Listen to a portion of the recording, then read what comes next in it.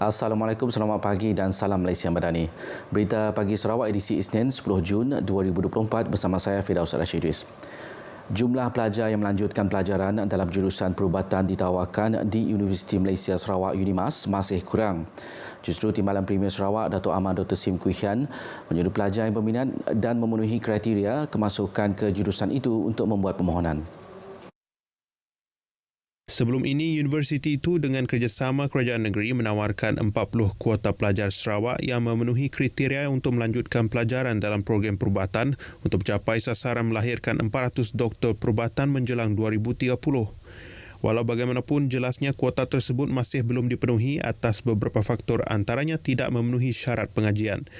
Tambahnya, universiti tidak akan menurunkan syarat kelayakan kemasukan ke jurusan itu untuk menjaga standard kualiti pengajian. Sejak ia dilaksanakan pada tahun 2017, program itu menyaksikan 38 pelajar fasa pertama berjaya menamatkan kursus 5 tahun pada tahun lepas. Beliau berkata demikian dalam ucapannya pada majlis penyampaian sijil kecemerlangan, sijil pelajaran Malaysia SPM dan sijil peperiksaan bersepadu UEC 2023 di Kuching. Seramai 3,000 sukarelawan seluruh Sarawak bakal ditugaskan bagi membantu menjayakan Sukan Malaysia SUKMA kali ke-21 di Sarawak Ogos depan. Menteri Belia, Sukan dan Pembangunan Usahawan Sarawak Datuk Seri Abdul Karim Rahman Hamzah berkata, sukarelawan menjadi duta kecil Sarawak sepanjang tempoh SUKMA berlangsung dan mereka hendaklah mempersiapkan diri dengan pelbagai pengetahuan dan kemahiran dalam memastikan kelancaran SUKMA kelak.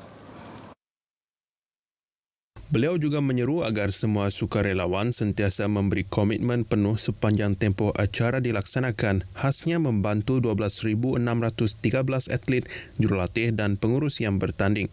Beliau berucap merasmikan kursus asas sukarelawan AM Sukan Malaysia SUKMA ke-21 Sarawak di Universiti Kertin Miri. Kursus itu akan diadakan di 11 lokasi bermula di Miri dan berakhir di Kuching dari 8 Jun hingga 17 Julai. Ia merupakan latihan persediaan dan pemahaman yang akan diberikan kepada bakal sukarelawan AM dan petugas sepanjang temasya SUKMA ke-21 Sarawak. Sukarelawan yang menunjukkan komitmen tinggi semasa temasya itu juga layak berkhidmat sebagai sukarelawan AM untuk para SUKMA ke-21 Sarawak yang dijadual berlangsung dari 22 hingga 28 September depan. Jabatan Pendidikan Negeri JPN Sarawak bersama Jabatan Kerja Raya JKR Sarawak sedang merancang usaha membaik pulih dan menambah baik bangunan blok di Sekolah Kebangsaan Tanjung Bako yang telah disahkan tidak selamat untuk digunakan oleh pihak berkuasa sejak 8 Mac lalu. Menteri Pembangunan Wanita, Keluarga dan Masyarakat Malaysia Datuk Seri Nancy Shukri merangkap Ahli Parlimen Santubong dalam lawatan beliau ke Sekolah Kebangsaan Binyu memberitahu berikutan perkara itu seramai 157 orang pelajar tahun 1 hingga tahun 6 SK Tanjung Bako telah dipindahkan sementara ke SK Binyu sejak bulan Mac lalu. Pihak JPN Sarawak bersama JKR Sarawak sebagai agensi pelaksana telah pun menyediakan cadangan projek dan kini menunggu kelulusan peruntukan daripada bahagian pengurusan aset Kementerian Pendidikan Malaysia bagi projek membaik pulih serta menambah baik blok SK Tanjung Bako yang sebelum ini dibina menggunakan kaedah sistem binaan berindustri IBS. Because we were informed that they were not part dia nyempun tiang masih dapat diatur kan. So that one they will upgrade dulu because they are looking for that land sudah ada kan. Tapi nak mula new one belumlah dapat siap dulu. But I think the kementerian is ready to build a new one. Cuma it will require some more time lah. JPN Sarawak juga telah mengenal pasti tapak bagi pembinaan bangunan sekolah baru bagi SK Tanjung Bako, namun ianya akan mengambil masa lama sebelum projek tersebut dilaksanakan.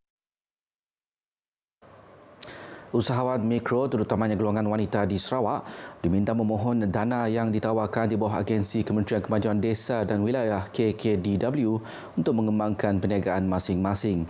Timbalan Menteri Kemajuan Desa dan Wilayah Datuk Rubiah Wang berkata, bantuan yang disalurkan itu merupakan satu mekanisme pembiayaan yang perlu dimanfaatkan sepenuhnya.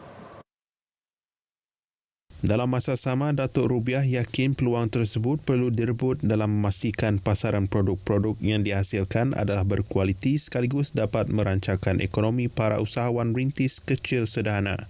Datuk Rubiah Wan berkata demikian semasa merasmikan Majlis Program Wacana Ilmu Wanita Inspirasiku WINS Kemas Negeri Sarawak di Pasaria Maidin Vista, Tunku, Kuching. Dengan bertemakan dari desa ke global, beliau turut memuji usaha para peserta program Wanita Inspirasiku WINS Negeri Sarawak kali ini kerana berjaya mengumpul keuntungan sehingga lebih RM14,000 sepanjang 2 hari penganjuran program itu. Ini sekaligus menunjukkan bahawa usahawan mikro wanita yang berada di luar bandar juga mempunyai potensi, kreativiti dan dapat melahirkan usahawan yang berjaya. Bekas ahli Parlimen Miri Dr. Michael Teo Yew Keng meminta pesakit kanser untuk tidak berputus asa, sebaliknya kekal positif menjalani kehidupan dan mendapatkan rawatan. Dr. Michael yang merupakan pengamal perubatan dan kesihatan sejak 50 tahun lalu mahu pesakit kanser terus mendapatkan rawatan melalui fasiliti kesihatan yang ada. Mereka juga disaran untuk mendapatkan rawatan melalui alternatif lain seperti mengambil pemakanan tambahan termasuk dari sumber alam semula jadi yang diiktiraf. Nature has always a solution. Up to you to find it. So if you don't give up, you look for it, you might find the same solution wherever you are, whether it's a breast, prostate, or nose, or saliva gland, or tongue cancer, whatever. Don't give up. Dr. Michael juga mahu ahli keluarga memberi sokongan kepada pesakit kanser kerana ia juga faktor penting membantu proses pemulihan. Beliau berkata demikian semasa meraihkan pesakit kanser sempena sambutan Hari Gawai di Miri. Agensi Penguatkuasaan Maritim Malaysia Zon Maritim Miri pada Sabtu lepas telah mengadakan program Hari Kesedaran Keselamatan Maritim di Pantai Esplanade Miri. Pengarah Zon Maritim Miri, Kapten Maritim Muhammad Khairul Anwar Saad berkata, program bertujuan meningkatkan kesedaran masyarakat berkenaan keselamatan ketika melakukan aktiviti di laut. Ia juga untuk mengingatkan masyarakat tentang sebarang bahaya yang boleh berlaku. Oleh itu, Maritim Malaysia berharap orang ramai dapat mengambil langkah berjaga-jaga bagi mengelak sebarang musibah. Melalui program berkenaan, Maritim Malaysia mengedarkan pelekat dan risalah keselamatan kepada orang ramai yang berada di pantai berkenaan. Maritim Malaysia turut meminta orang ramai menggunakan saluran yang betul bagi menyampaikan aduan atau maklumat berhubung sebarang aktiviti jenayah atau bagi mendapatkan bantuan kecemasan di laut. Mereka boleh menghubungi Pusat Operasi Zon Maritim Miri di talian 085 418 204. Sementara itu, Agensi Penguatkuasaan Maritim Malaysia Zon Maritim Bintulu menahan sebuah bot nelayan tempatan pada jarak lebih kurang 3 batu nautika barat Kuala Kemenang Bintulu pada sekitar pukul 1.20 petang Sabtu lepas. Pengarah Zon Maritim Bintulu, Kapten Maritim Muhammad Sufian Eldin Abdullah dalam kenyataan medianya berkata, semasa aset Maritim Malaysia melaksanakan operasi pemantauan, sebuah bot nelayan kelas C yang kelihatan seperti sebuah bot nelayan jenis pukat tunda tetapi membawa peralatan bubu. Hasil pemeriksaan mendapati peralatan menangkap ikan yang dibenarkan adalah pukat tunda tetapi peralatan yang dijumpai hanya bubu sahaja. Kesemua kru gagal mengemukakan dokumen pengenalan diri yang sah dan permit untuk bekerja. Kesemua kru yang ditahan adalah lelaki warga Indonesia berumur dalam lingkungan 21 hingga 41 tahun. Kes disiasat di bawah Seksyen 1-3-B Akta Perikanan 1985 dan Seksyen 6-1-C serta Seksyen 15-1-C Akta Immigration 1959 Palang 63.